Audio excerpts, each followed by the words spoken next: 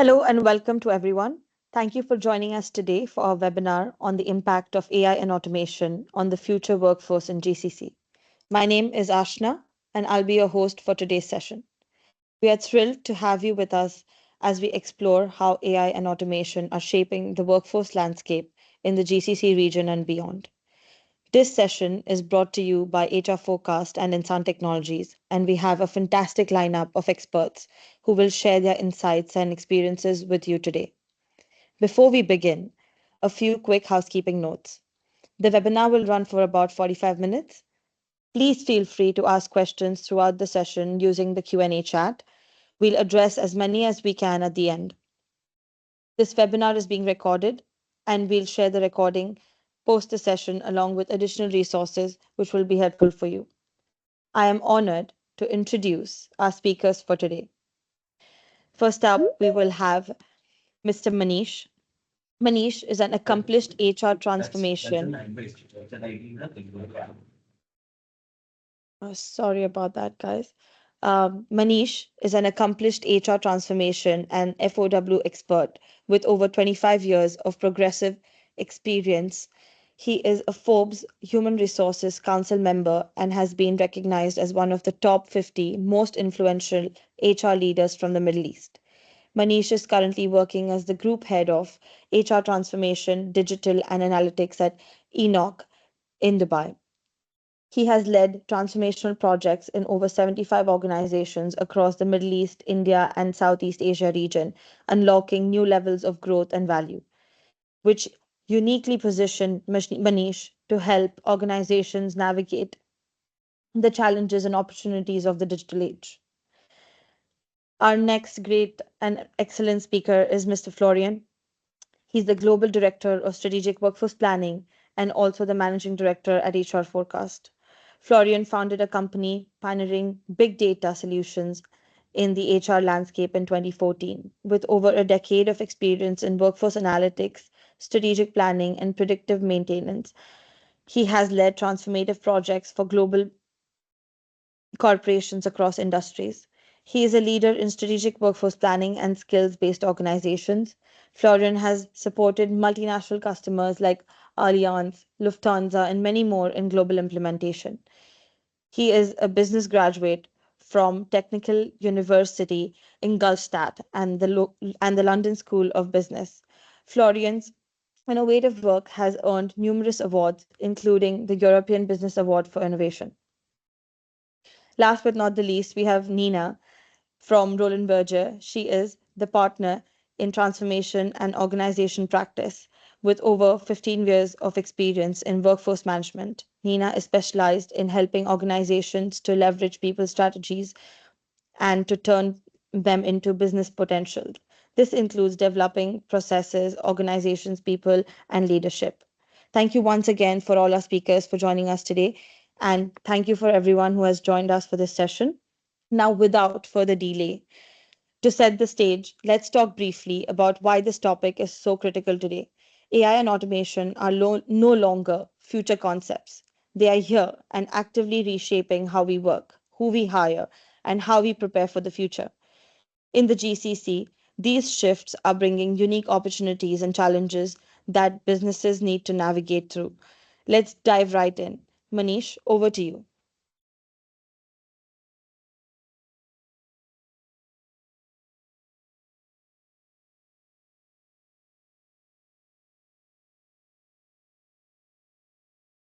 Manish, I guess you're mute.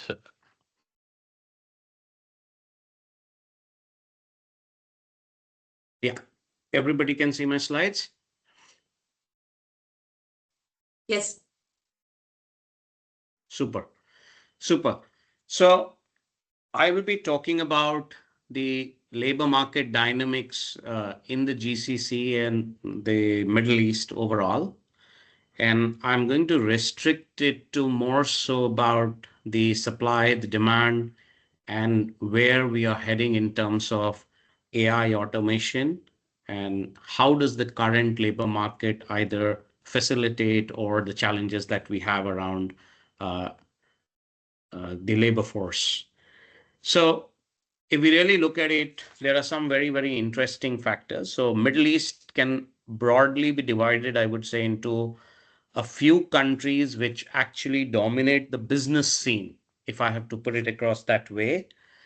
So countries like Saudi, the UAE, Qatar, these are countries which typically drive a lot of businesses.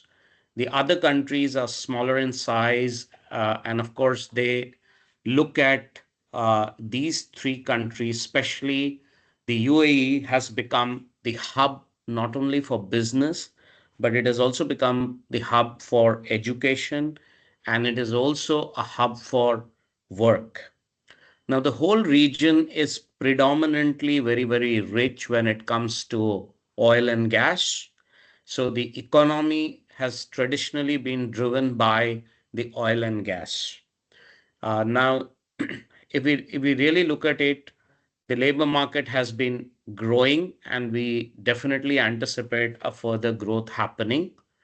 Another shift that we are seeing is in terms of movement from oil-based economy to non-oil-based economy. In fact, countries like UAE actually want to be a knowledge-driven economy, or knowledge-based businesses are being promoted here. Traditionally, in this region, the workforce has been dominated by males, but over last couple of years, because of so many initiatives that the government is bringing, we can see a growth in the female workforce as well. One of the challenges which the region is facing is the youth unemployment, which probably is a global problem. But then we have this problem in this part of the world as well. AI, of course, AI and automation is definitely a big force to reckon with in businesses today in this part of the world. Now, the workforce that we have is typically a very young workforce. The average age of the workforce that we, or the most population that we will look at, is between up to the age of, I would say, 54 or 55. So we have a very high employable population that we have in the region. Now, one of the challenge has also been the education. The literacy is very high. So almost, I would say, 98 to 99% would be the average literacy rate that we have in the region. The growth that is happening in terms of workforce businesses is really, really fantastic. Now, if we look at here between 15 to 64, probably we will find almost around 75 to 80% of the workforce will hover around a working category. So that is a blessing, because we have a lot of people who can be in the workforce. And it also poses a challenge in terms of finding the right kind of an opportunity that we have in the region. Now, the topic is too vast. I'm not going to dwell too much into just the dynamics, but I'll talk about more about what is happening and how the labor market is getting impacted. So, broadly, what I've discussed so far is the nature of population. What is my working population that is available? And then, of course, I will talk about some key themes. So, most of the countries are diversifying into non-oil sector. We see that in UAE, we see that in Saudi, we see that in Bahrain, and almost every other country is also moving towards that. Then, of course, we have a very large population, and probably this part of the world is the unique one where we have expatriate workforce. So the entire human resource management becomes very, very different as compared to countries where we have national population dominating the workforce. So there is a demographic impact that is there, and the population is young. The average age is less than 30. In UAE, it is around 32 years. Technology is definitely now becoming the core of businesses.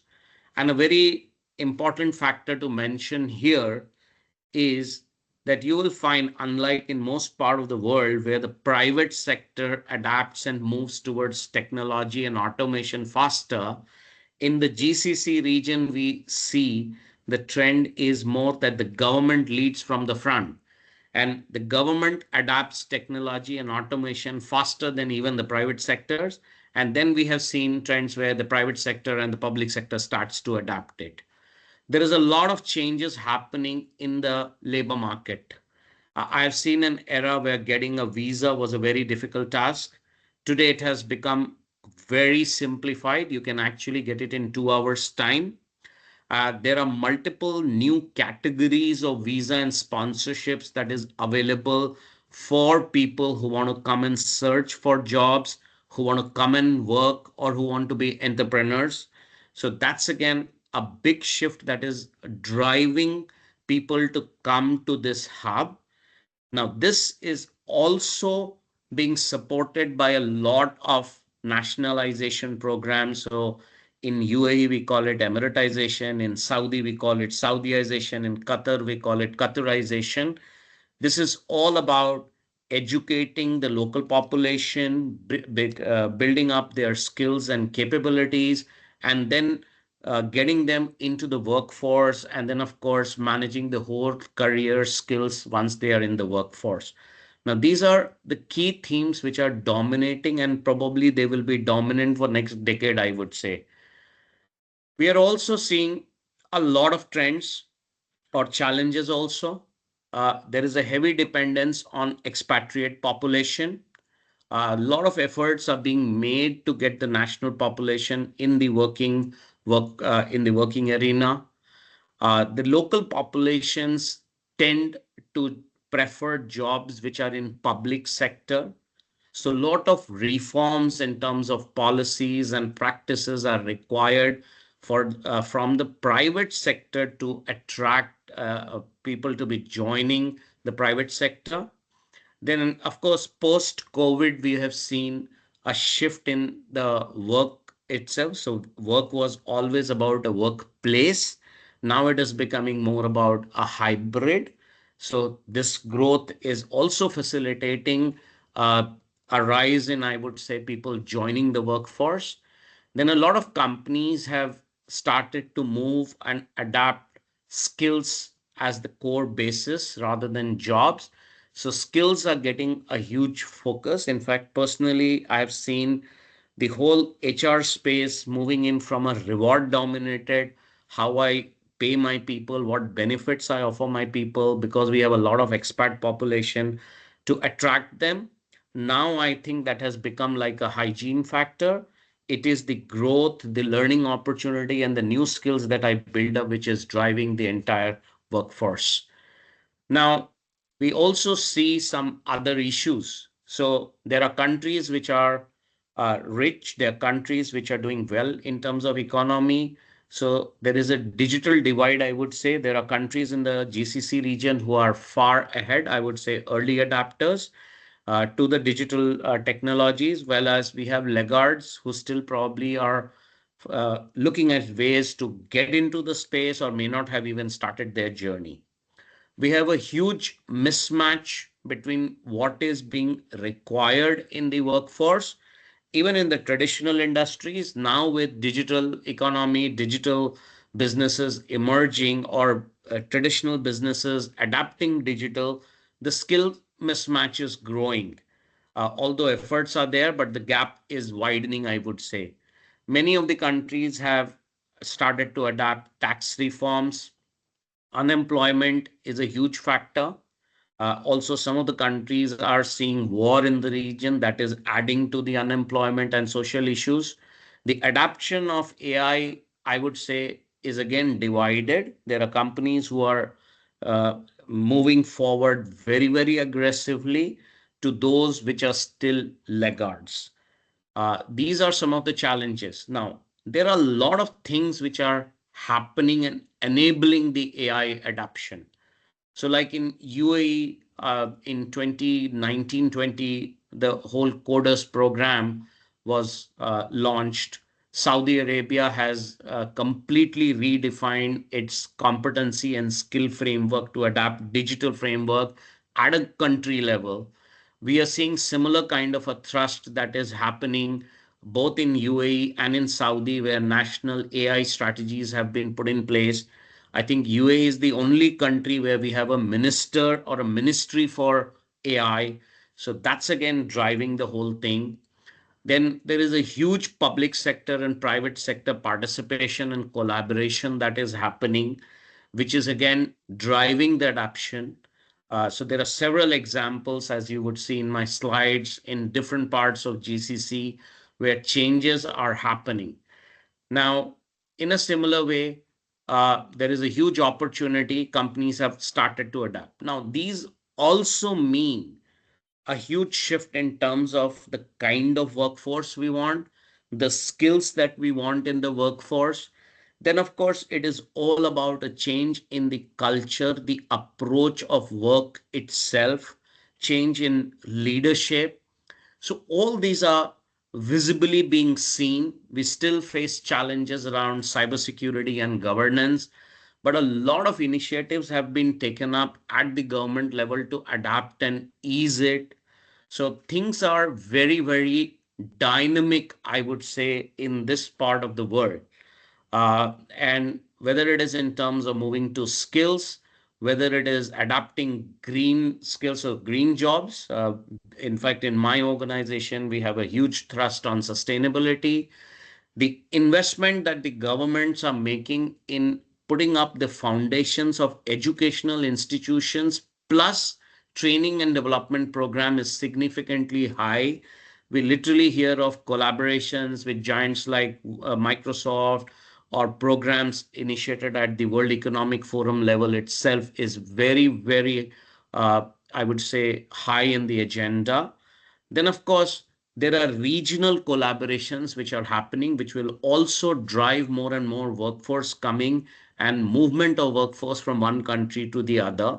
So I would say, while we have young workforce, there are challenges. There are challenges of getting more women in the workforce. There are challenges of skilling. There is, of course, those who have to adapt, but I would say this region is very dynamic when it comes to AI and AI adoption. And we see that almost in every walk of our life here in the GCC region. I think probably in 7-10 minutes, this is what is the best I could do. So thank you all for listening out to me. Thank you so much, Manish. That was incredibly insightful. Next up, we have Florian, who will help us understand how to derive the right technology and business decisions based on transparent employee skill and efficiency potential. He will also give us a quick demo of a workforce engine. Super. Thank you very Over much. to you, Florian. So let's have a look of how AI will impact HR and what HR is capable based on skills-based organizations. So skills-based organization, they have a couple of topics to it. So number one, you need to establish this language of skills, meaning you need to understand what kind of skills employees have, understand what kind of requirements a job should have, etc. So other things that Manish mentioned. But it also has then the next kind of component to it. So which kind of skills do I need in the future? What kind of skills related to automation, as an example, and how will automation and Gen AI impact different jobs? So that's the second part, looking a little bit into the future, and then going down to every single employee. So how can I help someone to develop these new skills? How can I express what kind of new skills are out there, and then give them all the different instruments to be able to build them? And then obviously being able to check that I actually build these kind of skills. So let's have a look how AI impacts that. So AI as its own is typically not enough, right? Because AI is only as smart as the underlying data. So you kind of need to have two components, what we bring in here. So market data, for instance, what you have is like 2.2 billion job postings, a couple of billion of profiles from LinkedIn, etc., scientific publications, etc. And using all that information in combination with AI, this has quite of a different different way of how this can be approached. So in the past, what is being done is if you ask people what kind of skills you have, first people start building a skill taxonomy from scratch. Then people type in the skills in Excel or other kind of system, but not in a smart way. So if you combine that and apply that to a skills-based organization, what can you do? So number one is you can create a skill taxonomy derived from this external data, because it would update itself. It would learn directly what kind of new skills are out there. But it also would understand how jobs are evolving, what are the jobs that are coming up, which jobs are diminishing, plus what kind of skills are necessary for a job. So if you take the example of a data scientist, when you observe it over time, in the just past 12 months, 12% of the skills have changed. So it's an incredibly rapid pace that is there, how technology adapts. And that's not just in the technology or the IT roles the case, but also in a lot of other roles. So understanding that and building like a market-based job architecture that has the direct connect what's happening in the market, that's another part where AI and the market data can support. When you look into the next step, the planning skills, what it can do is it can translate the business plans, the business planning of the upcoming years into how many people do I need in different roles and what kind of skills should they have. So the whole skills planning can be based of simulating different scenarios of what could happen to the population or to the employees within the company to identify where will I have gaps in the future in terms of skills, but also in terms of roles. Then look into the building skills. So the part where I go down to every single employee, what I can do is I can directly then integrate and ingest other sources like training. So I can start tagging them with skills automatically based on an AI. Using that information, or for instance, what kind of projects are in the organization, I can directly bring this all together and say, look, these are a couple of skills that you want to develop. Here are the instruments that I can provide you to be able to develop that. So having said that as a starting point, I would like to move into the demo so that it becomes a little bit tangible for you to look into it. So let's start a little bit from the market-based architecture.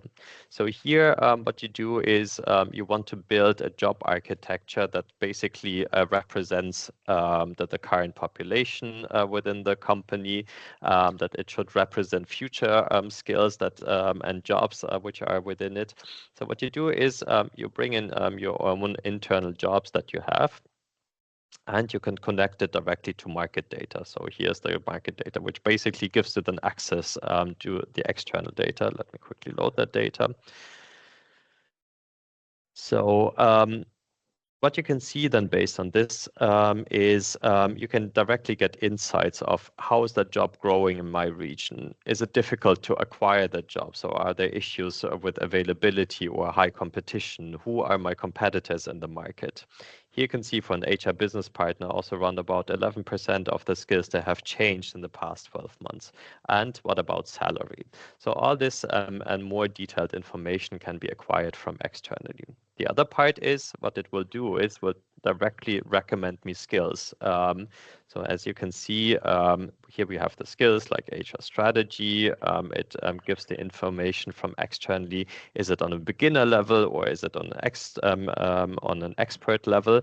And what it will do is it will continuously update this. Every single month, it will look into the whole world, into these 2.2 billion jobs out there from all the companies, and identify what are the kind of skills which are becoming relevant here in the future.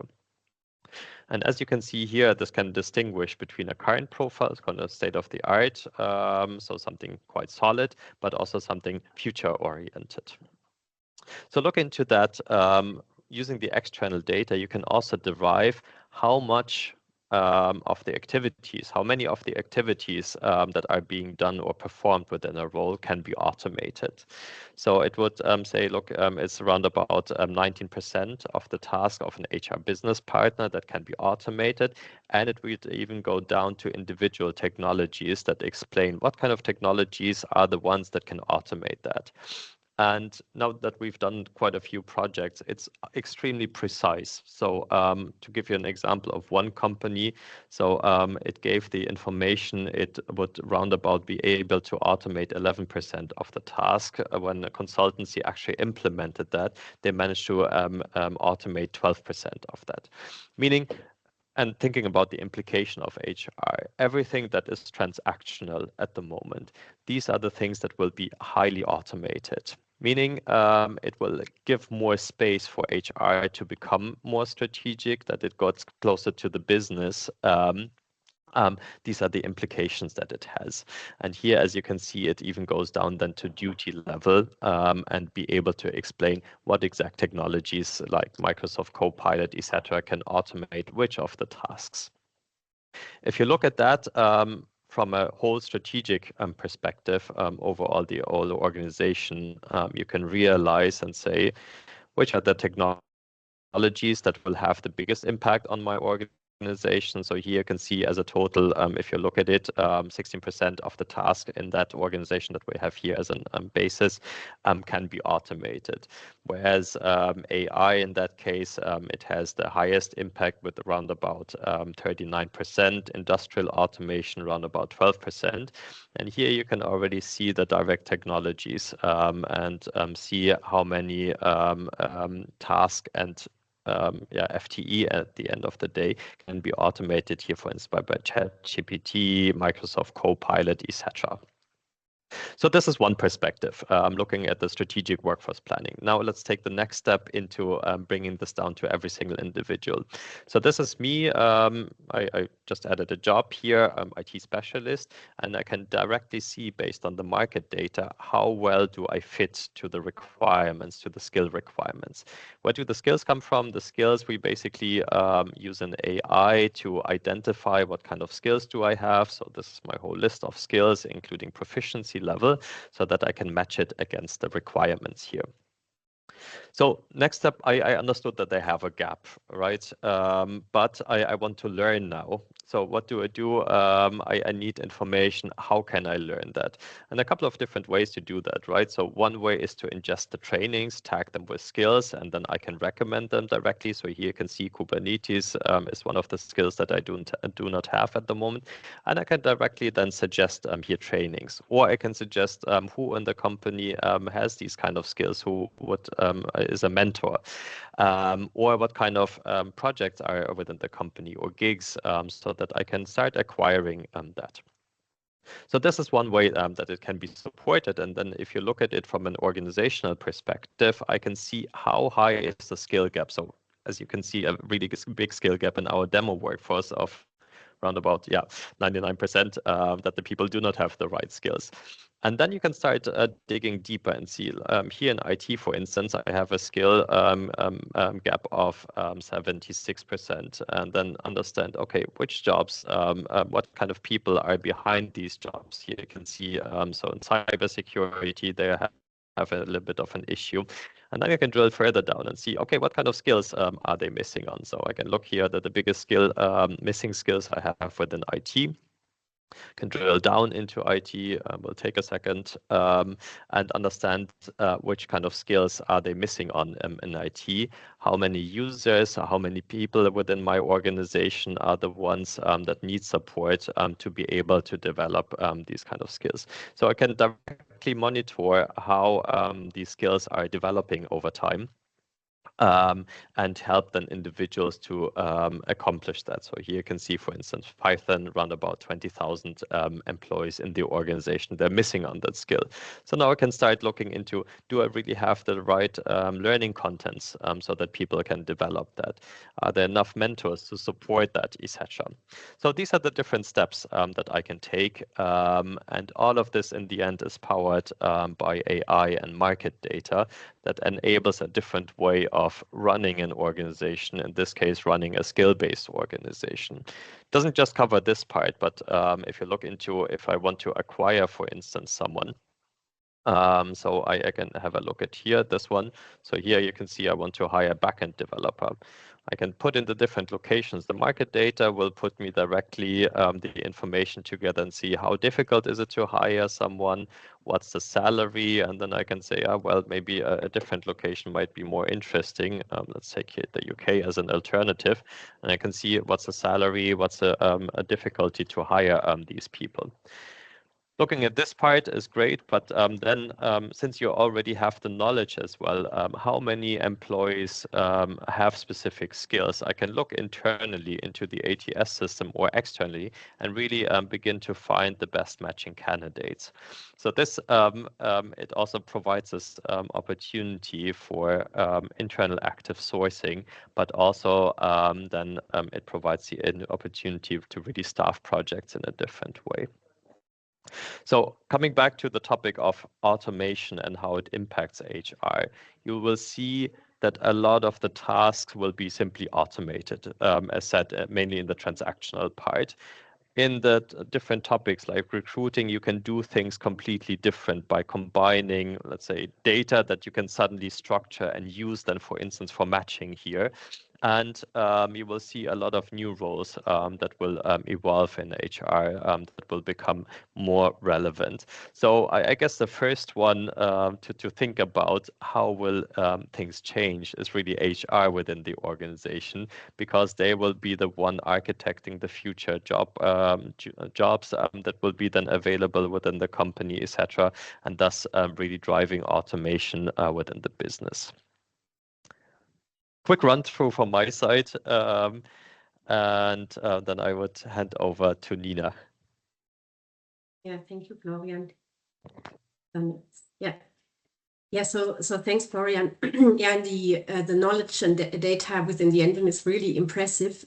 However, what we currently notice on the market in the last couple of weeks, months, is still that many of our clients struggle to translate really their technology investments and implementations into tangible benefits, such as relieving the workforce, cost reduction, improving decision-making quality. And I think there are several reasons for that, and I would like to go with you basically through for me, 4 key points which we observe.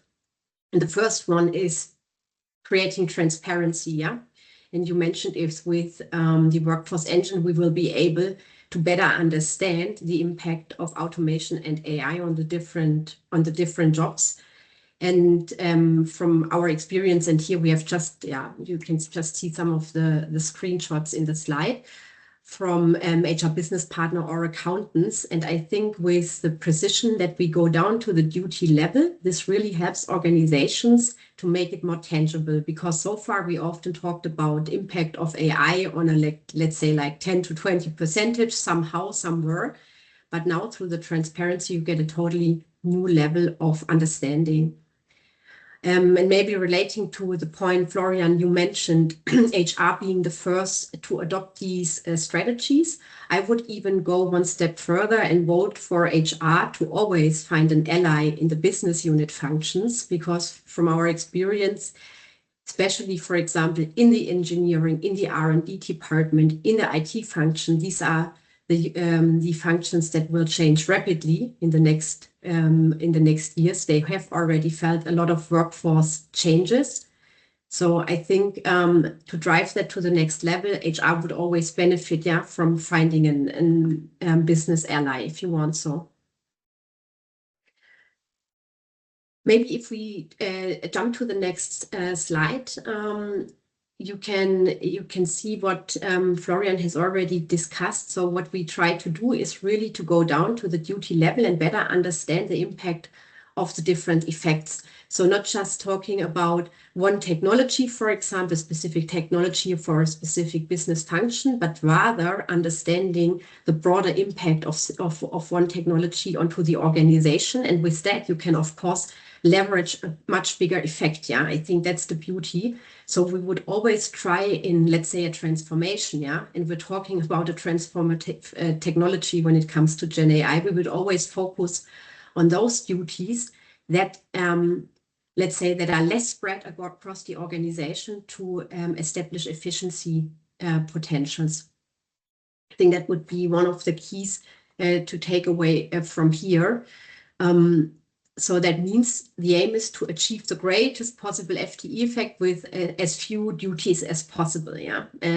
So this can also help you to prioritize the technology decisions, because so far often the technology decisions were maybe not unrelated, but less related, let's say, to people and skill decisions. So I think with that, we can much more tie these two together based on this transparency. The next step now on the next slide, from what I've seen and so in my last projects, this is a crucial one, yeah? And that means turning the results from the job analysis and the skills analysis into the organizational view. Because in this moment, you can relate back to the organization, yeah?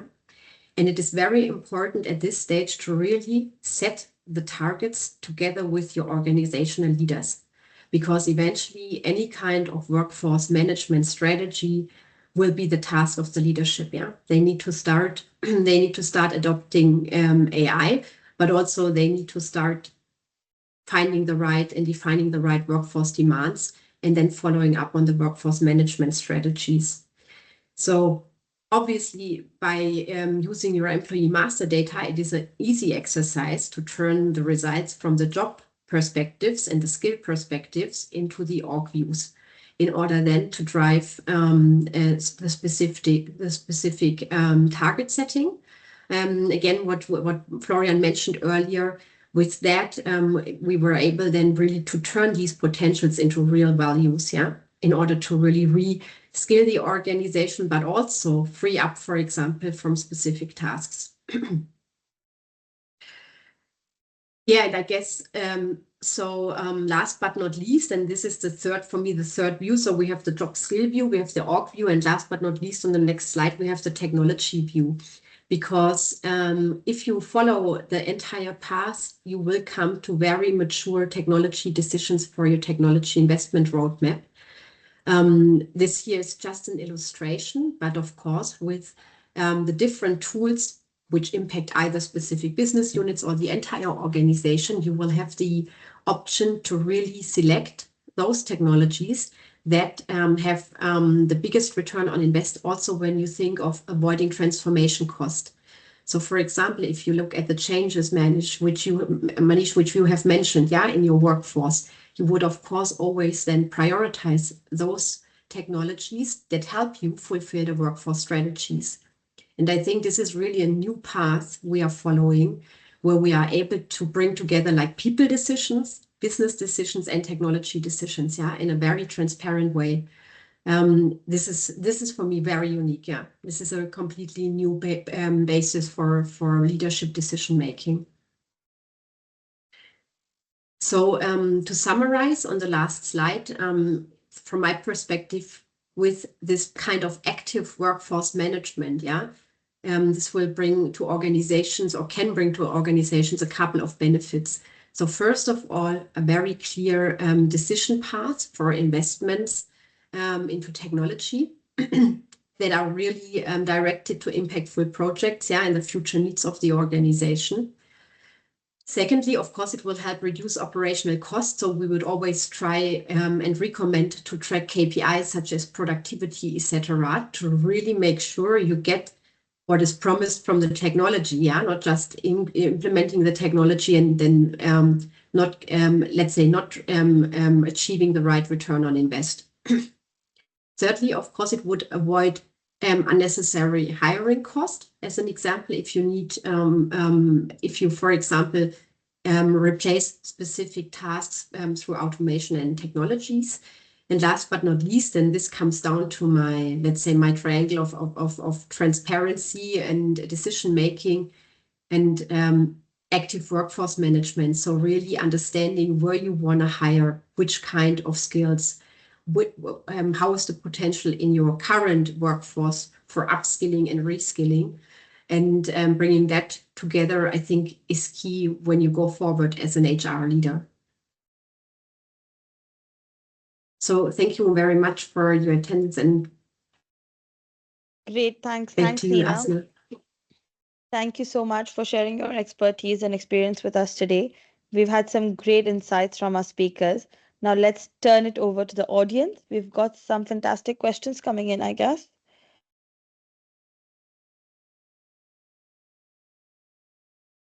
So we have a question from Weber which says, what measures can GCC governments and organizations take to address the ethical concerns around AI, such as data privacy and bias?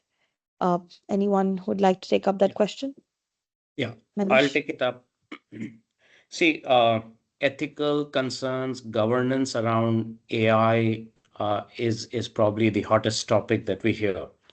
Now, this is a concern at the government levels, number one, and we see governments across the globe collaborating to find out ways, means to address these concerns. So you will find governments coming up with legislations.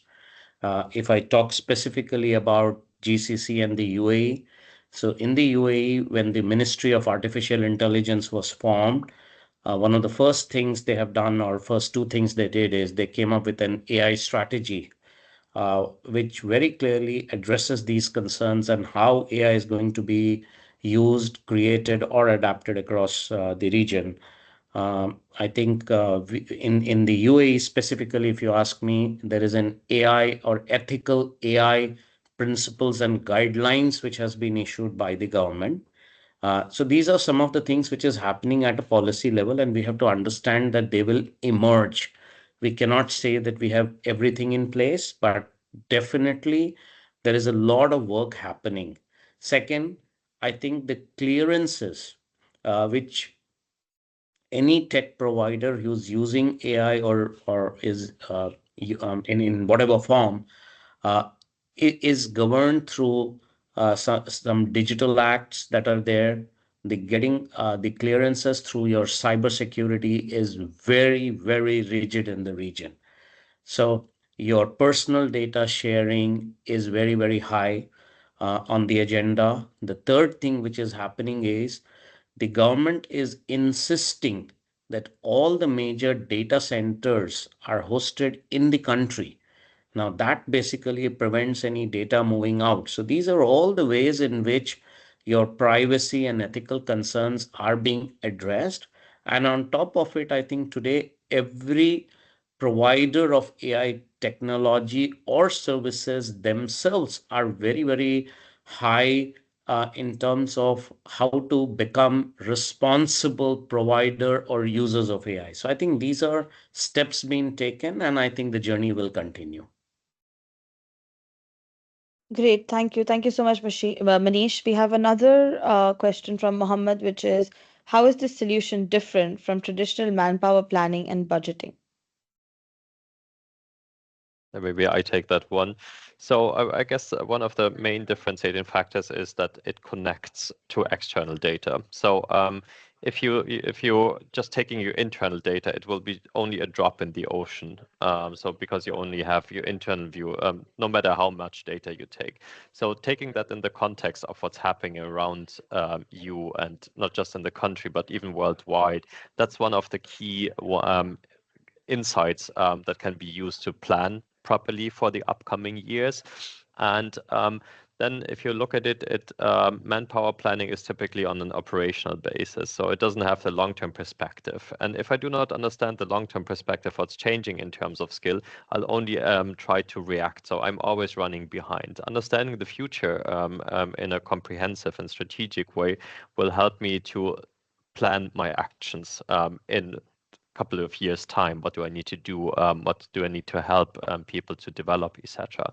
And then most stop at that level. So it stops at the level that I've planned something, but you need to bring it down to every single individual. So if every single individual doesn't understand what do I need to change and how can I change, being supported by HR or also the leadership, that's the other part that needs to chime in. And if you're missing on one of the parts, external data, planning, or individuals, then it will not be able to unfold the kind of effect to help transforming business.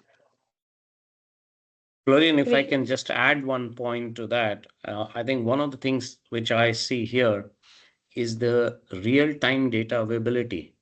I think that makes a big difference when we are doing the planning process. I mean, imagine if we had to get these kind of data from a consultant and then do our planning, it will take probably 6, 8 months.